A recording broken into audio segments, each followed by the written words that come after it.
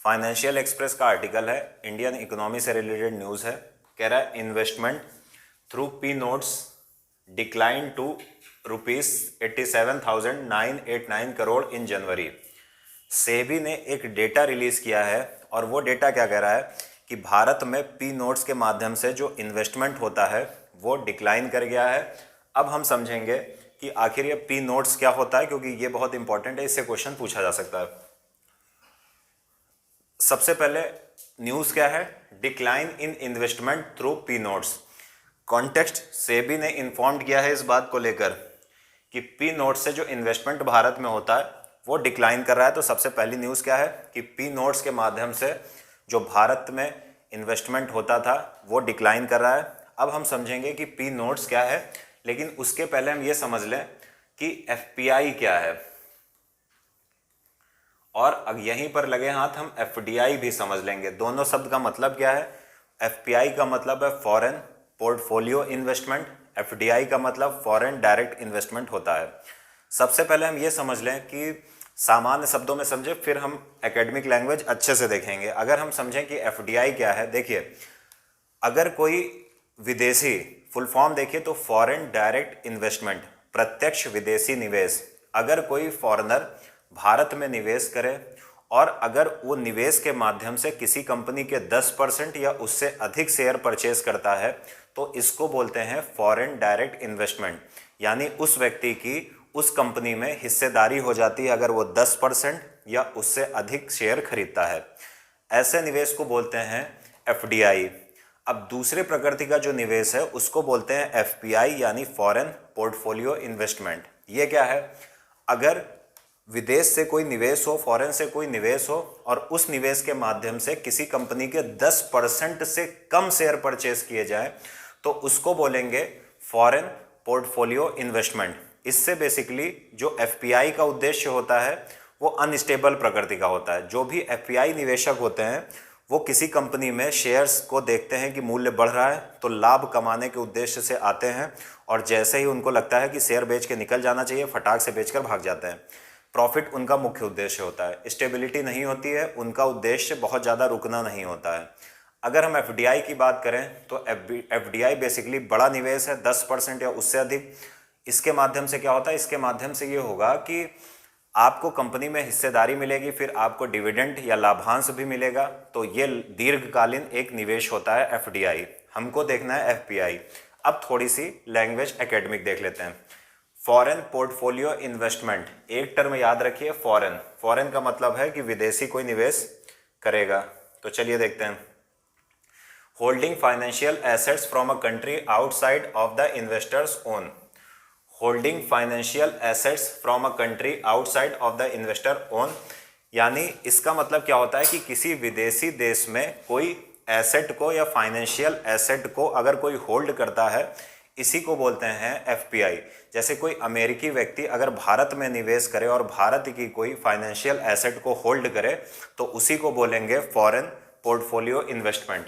Example, stock या shares या bonds या म्यूचुअल फंड्स। स्टॉक का मतलब ये होता है कि किसी कंपनी में निवेश करके उसके शेयर परचेज कर लीजिए, उसकी हिस्सेदारी खरीद लीजिए। बॉन्ड का मतलब ये होता है कि आप देखोगे बॉन्ड भी दो प्रकार के होते हैं, कॉरपोरेट बॉन्ड और गवर्नमेंट बॉन्ड। बेसिकली सरकार भी और कॉरपोरेट कंपनीज भी जब उनको धन की ज़रूरत होती है तो बॉन्ड रिलीज करके मार्केट से धन उठाती हैं, तो उसमें भी विदेशी निवेश करते हैं। जैसे रिलायंस ने अपना बॉन्ड निकाला, उसको किसी विदेशी ने परचेज कर लिया। आगे म्यूचुअल फंड। म्यूचुअल फंड क्या होता है, देखिए म्यूचुअल फंड का मतलब होता है कि छोटी छोटी राशियों को एकत्र करके कहीं पर निवेश किया जाए, कहीं पर शेयर्स में या बॉन्ड्स में निवेश किया जाए, फिर जो भी लाभ अर्जित हो उन सभी छोटे छोटे निवेशकों को वितरित कर दिया जाए उनके अनुपात में, जिस अनुपात में उनका म्यूचुअल फंड में पैसा लगा हो उस अनुपात में उनको वितरित कर दिया जाए। बेसिकली आप इसको आसानी से ऐसे समझ सकते हैं कि भारत में आपको पता है कि कुछ लोग म्यूचुअल फंड में निवेश करने में डरते हैं, पहली चीज़। दूसरी चीज़, उनके पास पूंजी भी कम होती है।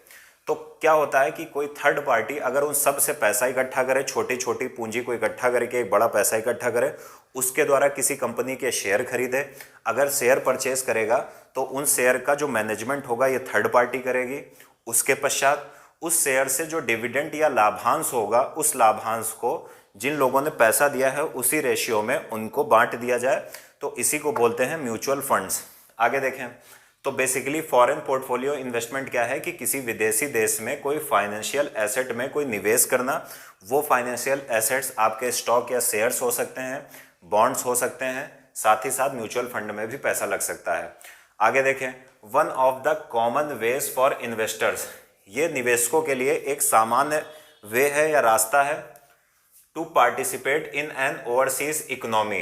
देखिए कह रहा है कि ये इन्वेस्टर्स के लिए एक रास्ता है, सामान्य एक सामान्य व्यवस्था है जिसके माध्यम से वो किसी ओवरसीज इकोनॉमी में पार्टिसिपेट कर सकते हैं, स्पेशली रिटेल इन्वेस्टर्स। देखिए इसमें क्या कहा जा रहा है कि अगर मान लो कि कोई फॉरेन में निवेशक हैं तो वो फॉरेन पोर्टफोलियो इन्वेस्टमेंट के माध्यम से किसी ओवरसी कंट्रीज में निवेश के रूप में या निवेश कर सकते हैं। किसके माध्यम से? फॉरेन पोर्टफोलियो इन्वेस्टमेंट के माध्यम से। आगे देखते हैं, investors have no control over, एक मिनट,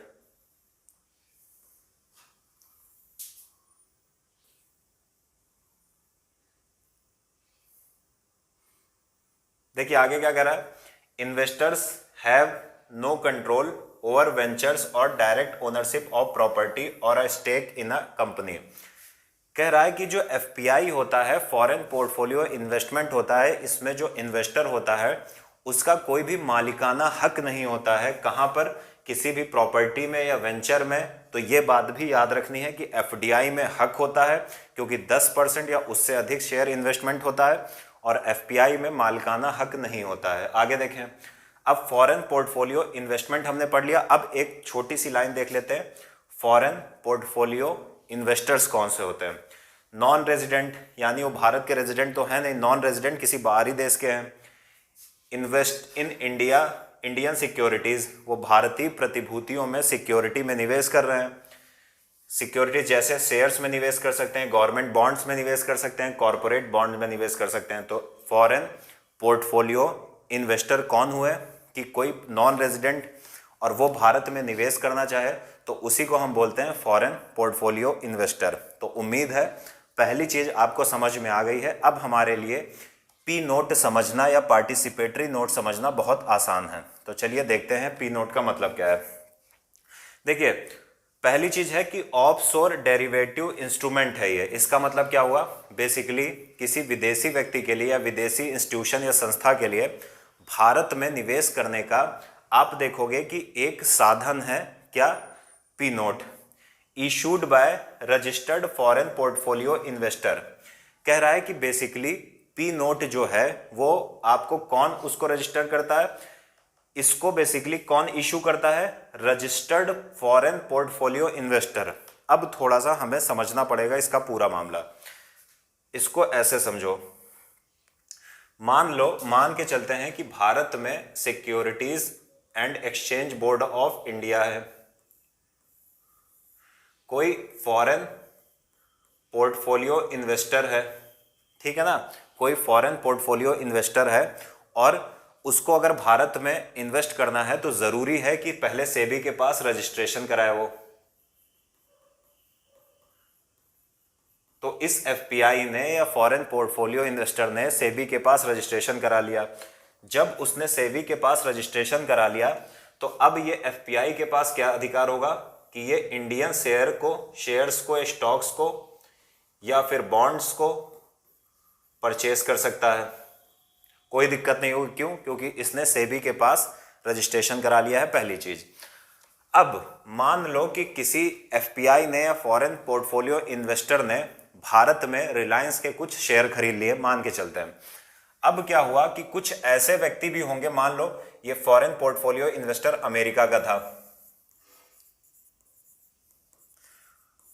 अब अमेरिका के कुछ ऐसे व्यक्ति भी होंगे जो भारत में इन्वेस्टमेंट करना चाहते होंगे या भारत में रिलायंस कंपनी के या किसी भी कंपनी के शेयर खरीदना चाहते होंगे, लेकिन वो भारत में रजिस्ट्रेशन वाले पचड़े में नहीं पड़ना चाहते हैं। वो नहीं चाहते हैं कि भारत में निवेश करने के लिए रजिस्ट्रेशन कराएं, फिर डॉलर को रुपीस में चेंज कराएं, क्योंकि भारत में निवेश करने के लिए रुपये होना चाहिए।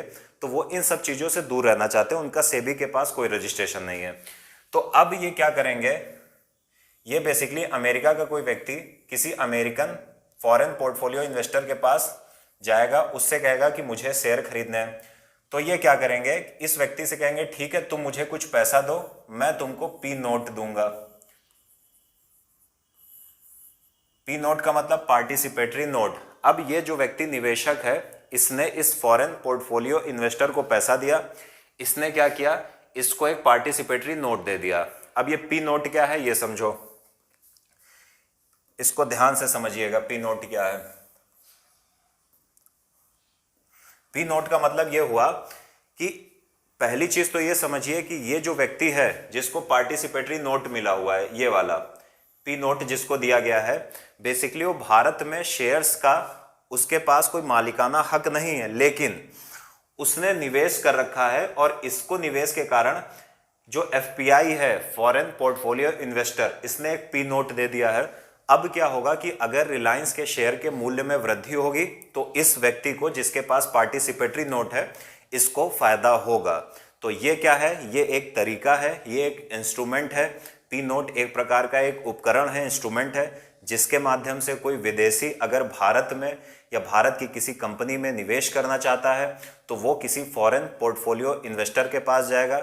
उस फॉरेन पोर्टफोलियो इन्वेस्टर का सेबी के पास रजिस्ट्रेशन होगा, इसलिए वो भारत के शेयर्स खरीद सकता है। अब वो फॉरेन पोर्टफोलियो इन्वेस्टर जाएगा और अगर वो इन्वेस्टर गया तो वो किसी फॉरेन में या अमेरिका में किसी व्यक्ति को कुछ पैसे लेके शेयर दे सकता है। अब इस शेयर देने का मतलब यहाँ पर यह बिल्कुल नहीं है कि इस व्यक्ति को इन शेयर्स का, भारत में किसी कंपनी के शेयर्स का मालिकाना हक मिल जाएगा, ऐसा बिल्कुल नहीं है। बेसिकली इसमें होता क्या है कि डिमांड एंड सप्लाई के आधार पर उसको फायदा होता है। तो ये हो गया आप पार्टिसिपेटरी नोट्स। अब हम थोड़ा सा थ्योरी देख लेते हैं, अब उम्मीद है आप समझ जाओगे। देखिए पहली चीज क्या है, issued by registered foreign portfolio investor. हम पीछे देख चुके हैं कि जो भारत में सेबी के पास जिस फॉरेन पोर्टफोलियो इन्वेस्टर ने रजिस्ट्रेशन करा रखा है वही इनको इशू कर सकता है। आगे to overseas investors who wish to be a part of the Indian stock market, इसको इशू कौन करेगा, एफपीआई इशू करेंगे, यानी फॉरेन पोर्टफोलियो इन्वेस्टर इशू करेंगे। किसको इशू करेंगे, टू ओवरसीज इन्वेस्टर, यानी कोई किसी भी विदेशी निवेशक को ये क्या करेंगे, इशू करेंगे, जो विदेशी निवेशक भारत के स्टॉक मार्केट में निवेश करना चाहता है। आगे विथआउट रजिस्ट्रेशन या विथआउट रजिस्टरिंग देमसेल्व्स डायरेक्टली, यानी वो व्यक्ति भारत की किसी कंपनी के शेयर में पार्टिसिपेट तो करना चाहता है लेकिन वो रजिस्ट्रेशन भारत में नहीं कराना चाहता है। P notes have Indian stocks as their underlying assets. इस पी नोट्स की कोई अपनी कीमत नहीं होती है, इसकी कीमत वही होती है जो बेसिकली भारत में अंडरलाइंग एसेट या शेयर होते हैं, उनकी कीमत पर इस पी नोट की कीमत निर्भर करती है। अगर उस अंडरलाइंग एसेट के या शेयर की वैल्यू बढ़ी तो पी नोट्स की वैल्यू बढ़ जाएगी, अगर उस शेयर की कीमत गिरी तो पी नोट्स की कीमत भी गिर जाएगी।